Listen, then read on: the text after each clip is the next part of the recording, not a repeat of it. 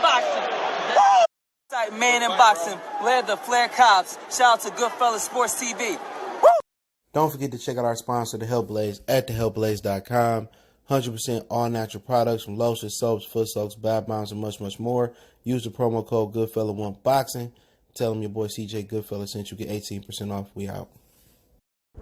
All right, man, we back. Goodfellas Sports TV. Errol went to Snapchat, and I put it right on the screen. Said that he ready to fight. It's whack out here. It's a cryptic message. And if he ready to fight, well, I know a guy that's ready to fight right now. And that's Terence Crawford. But let's get into it. We back. Goodfellas Sports TV. Hit that subscribe button, bell icon button. Share the video. And, you know, people saying, oh, he ain't no Errol. And people getting emotional and stuff over Errol and stuff. You know what? I got a message to you guys. I don't care. You know what I'm saying? You say this, you say that. Hey, man, if I don't like something somebody say, I don't talk about it. I don't watch it. I don't listen to it. I don't listen to it. You know what I'm saying? These dudes is nothing but emotional. And I don't even mean like good emotion, like, you know, lion roaring emotion. I mean like female whining emotion. You know what I'm saying?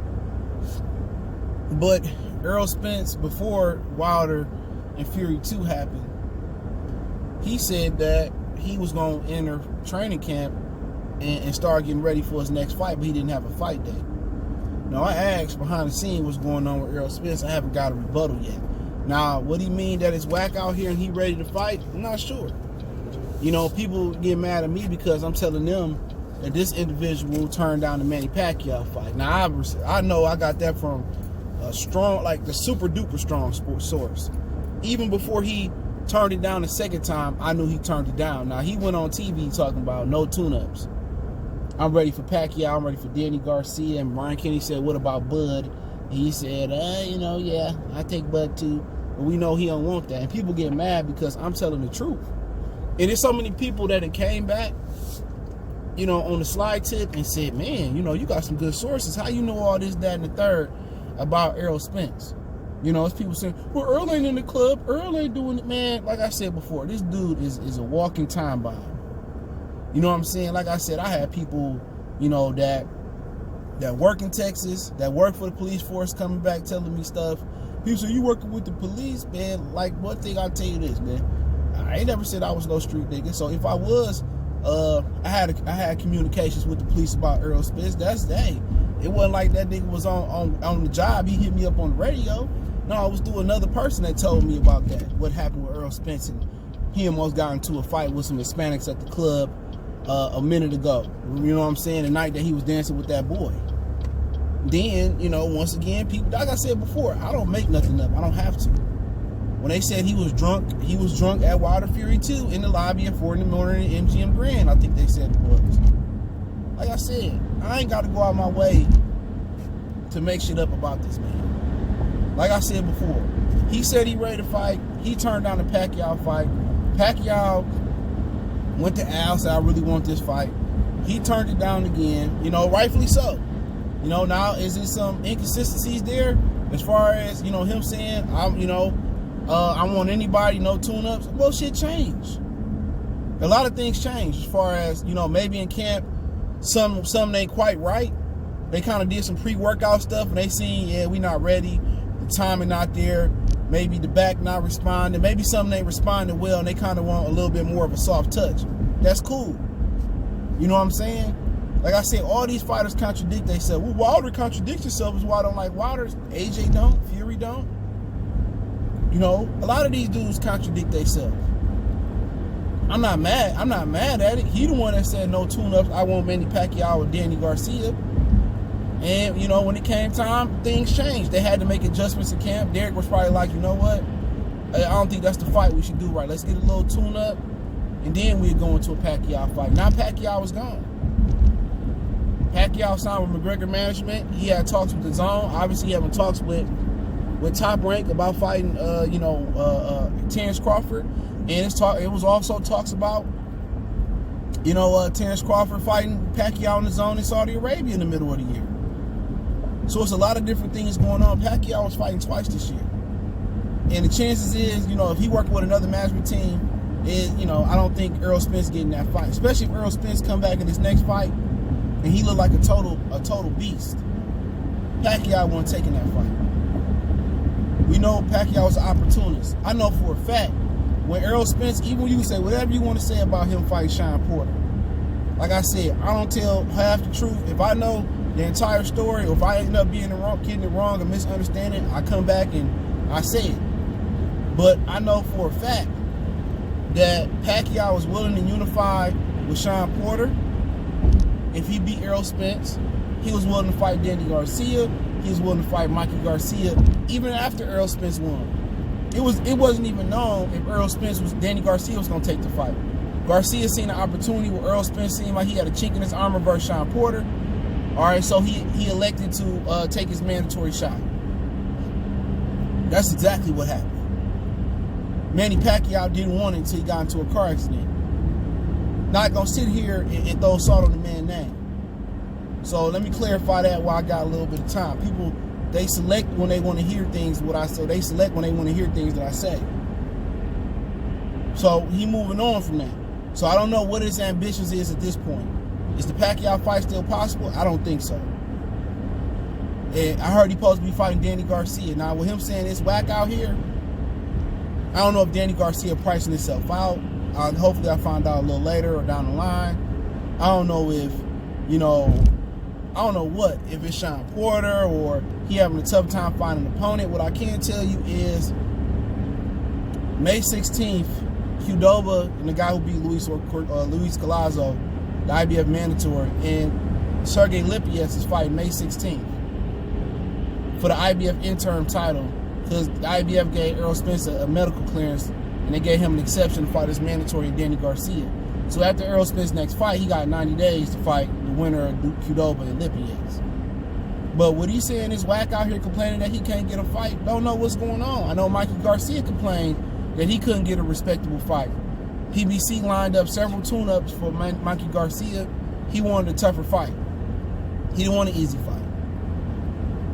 I told you guys Mikey Garcia and Pacquiao can happen on his own. I said this last year.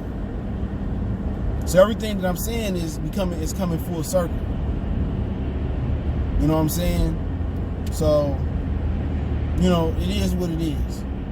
As far as Errol Spence having a tough time, I don't know if the fight dates or scars, but I can tell you that things are changing in boxing. They are, they finding out that the ticket sales not doing good. Ticket sales real bad out here. And that they want to put on premier fights. Now, I don't know if Danny's switching up. Danny fought in January, so Danny probably don't want to turn around and fight in June or July. So maybe that's the situation it is. So, maybe move on. Shawn Porter is supposed to come back in June. So maybe you see Shawn Porter and Errol Spence first, and then, he handle his business later in the year versus Lipyets and Qdoba. But I don't really know what his ambition is in boxing no more. You know what I'm saying? When I say I don't know what his ambitions is, as far as I don't know what the goal is, with Pacquiao being gone and probably not being undisputed, if Bud get the other belt and he wants 60-40, you ain't going to get 60-40 when he bringing two belts to the table. Some things where people are encouraged that, Fox and Fox and ESPN did good numbers, they're going to do that again. I can't really give you the details on this, but I wouldn't count on Fox and ESPN working together again unless Fury and Wilder do like 1.5 or they double the 1.6, 1.7 of the numbers. You know what I'm saying? And I say that because I really can't tell you, but everything wasn't gravy with ESPN and Fox over Wilder and Fury too.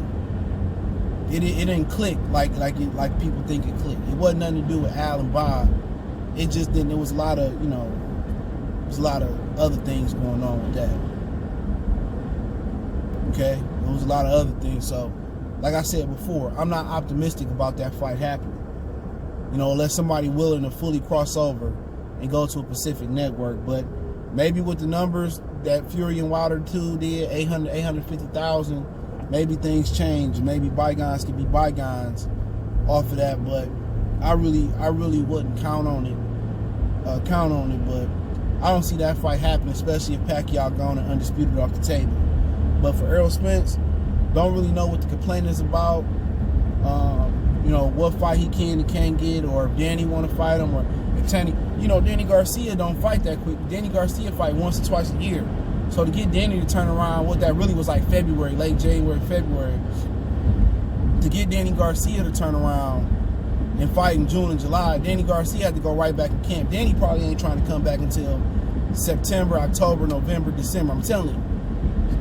So now Errol Spence got to switch it up. So you might see Josito Lopez. Now this is all speculation, right? So Josito Lopez, I don't think they want to go right back into a Shawn Porter rematch. I don't think that would be bright. So you might see some things change as far as Errol Spence. But I don't know if Danny being hard to negotiate with, that can be an issue. That can be a huge issue. So you truly don't really know with PBC fighter. So he don't got a date. So he said you don't even have an estimated date. That motherfucker sound like some people taxes right now, federal taxes. I don't know when I'm getting my taxes. The date keep changing. So I think it's some frustration, man. And one of the frustrating things about Premier Boxing Champions, one of the frustrating things is they don't have a schedule. You know what I'm saying? These dudes don't have a schedule. When I say they don't have a schedule, they don't have a schedule. They don't know when they fighting. They don't know where they fighting at. Around 8 weeks out, if you lucky, 10 weeks out, you find out who and when you fight and where you fighting. So if Danny Garcia not complying and he not on code on what Errol Spence want to do, or he's just not complying with Errol Spence, then I'm not sure. I'm guessing that's the frustration. You know, should he take Shawn Porter on? Hey man, if you're gonna fight Shawn Porter coming off a coming off a car accident, you might as well fight Bud and just get that real money. You know what I'm saying? But Shawn Porter dangerous, Danny Garcia dangerous in my opinion, because he got heavy hands, and this dude coming off a major car accident. So the Errol Spence tars had their excuses if he lose or if he look bad or whatever situation may be. But everything I'm hearing as far as him as a, personally, man, like I said before, it ain't looking good. It ain't looking good. So like I said before, whoever get Errol Spence next, if it's Danny, Shawn, Josito Lopez, they're in a great position. They're in a great position to score an upset. Coming off a car accident, dealing with some personal problems, dealing with some personal demons, which everybody got them. If you can't beat Errol Spence now, and he gets some shit together and he keep learning and building, he reminds me of Wilder.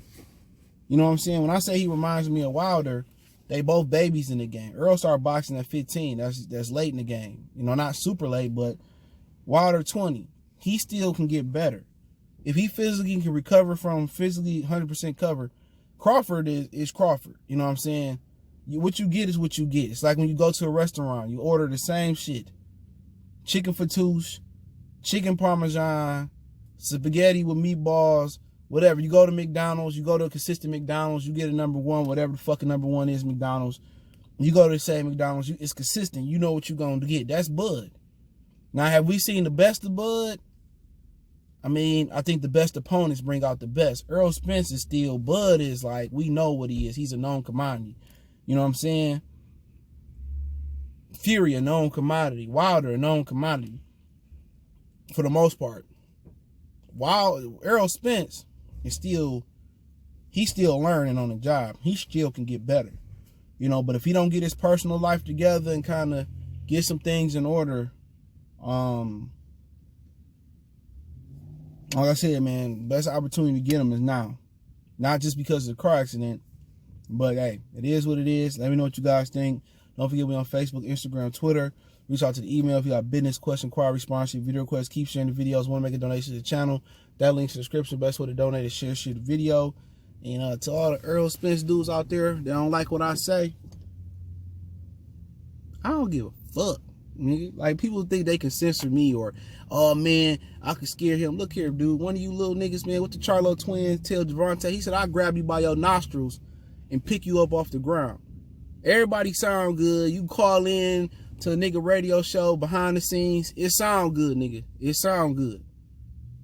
It sound good. I've been to power clean and clean and jerk one of you little Texas niggas. You know what I'm saying? Y'all don't defend your baby mamas. Y'all don't defend your daughters. Y'all don't defend your mamas. But y'all defending a grown man that got an alcohol problem. Y'all need to get that boy some help before he crashed the whip again. But y'all know what it is. Goodfellas Sports TV. Ain't never scared. We out.